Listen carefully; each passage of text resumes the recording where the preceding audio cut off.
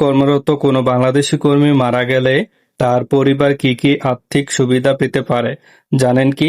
প্রথমে গুরুত্বপূর্ণ তথ্যটি জেনে রাখুন।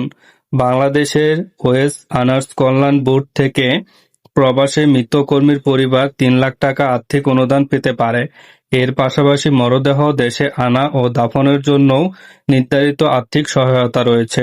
আর যদি সৌদি আরবে কর্মরত অবস্থায় কর্মস্থলে দুর্ঘটনা বা কর্মজনিত কারণে কোনো কর্মীর মৃত্যু হয় এবং তিনি গোসি এর আওতাভুক্ত থাকেন, তাহলে তার পরিবার সৌদি আইনের অধীনে অতিরিক্ত ক্ষতিপূরণ বা সুবিধা পাওয়ার যোগ্য হতে পারে।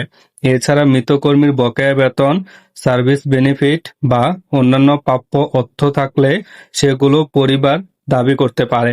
তবে মনে রাখবেন, সব মৃত্যুর ক্ষেত্রে একই পরিমাণ টাকা পাওয়া যায় না। কর্মীর মৃত্যুর কারণ, চাকরির কাগজপত্র, গোসিয়ের আওতাভুক্তি এবং অন্যান্য শর্তের উপর সুবিধা নির্ভর করে।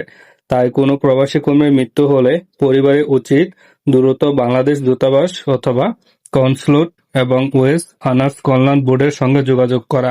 আপনি প্রবাসে থাকলে এই তথ্যটি পরিবারের সদস্যদের অবশ্যই জানিয়ে রাখুন। সৌদি প্রবাসী নিউজ 24, তথ্য হোক সঠিক, প্রবাস হোক নিরাপদ। আল্লাহ হাফেজ।